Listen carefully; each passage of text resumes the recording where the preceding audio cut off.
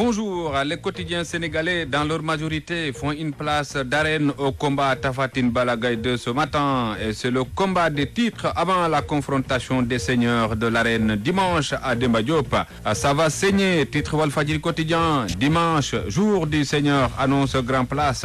Les points sur les i frappent le quotidien. Mortal combat entre deux gladiateurs montre l'As quotidien. Œil pour œil, dent pour dent, averti sunu lamb. Dormu daanu, caxabal mbot, tout est possible selon mes confrères de Sport. Un géant va s'effondrer, prédit directement Direct Info. Qui va tomber, se demande le populaire. Qui pour le trône, s'interroge de son côté, enquête. Le roi, c'est moi. L'observateur reprend l'exclamation pour souligner les défis que se lancent les deux lutteurs. La reine retient son souffle, retient tout le sport ce matin avec Balla Gaye 2 qui veut rester roi et Tapha Tine qui veut le détrôner. Côté analyse, des experts parlent, c'est du 50-50 et la bagarre pourrait être un atout majeur selon Amadou Kati Diop, interrogé ce matin par mes confrères du populaire. Dans Wasport, c'est un marabout qui parle, ce ne sont pas les lutteurs, mais les djinns et les rawan qui luttent, révèle encore Dembo Touré dans le journal. Morfadam fait le calcul des pourcentages dans Sunu Lamb.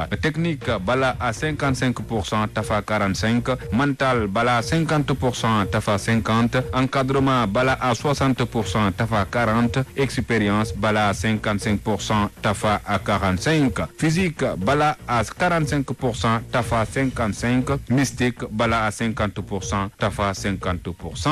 La loupe de Alouche, un ancien champion de boxe également lisible dans le quotidien ce matin. Comment les coups de poing vont maintenant arbitrer la partie? Walfadjri décortique le combat dans ses colonnes. Dans l'autre sport, Stade parle de football. Moussa Sow, l'attaquant des Lions, parle dans le quotidien du sport ce matin où on n'est pas au-dessus des autres. Rugit le Lion dans Stade. Dans l'autre actualité, Libération parle du paysage politique pris d'une pollution homosexuelle. Sidi Lamine Niasse dit pire que Balla Gaye, estime le journal qui relaie ce matin les accusations incendiaires du président directeur général de Walfadjri dans l'émission Dîner avec Diamono de jeudi dernier. La Tribune en entretien ce matin avec Maître El Hadji Diouf qui dit non au quinquennat à l'Assemblée nationale. Si on élit Niasse pour 5 ans, il va prendre en otage toute l'Assemblée nationale, avertit le député. L'avocat par ailleurs débusque un certain nombre de signaux qui, selon lui, concourent à confirmer que le débat parlementaire s'est éteint du fait de la posture du groupe parlementaire Benno Bokk Yakaar. Moustapha Diakhaté est un activiste qui ne comprend rien, se désole encore le leader du PTP dans la Tribune. Le soleil ce matin se lève à l'est et dans l'empire du soleil levant, le Japon barre la une du quotidien national avec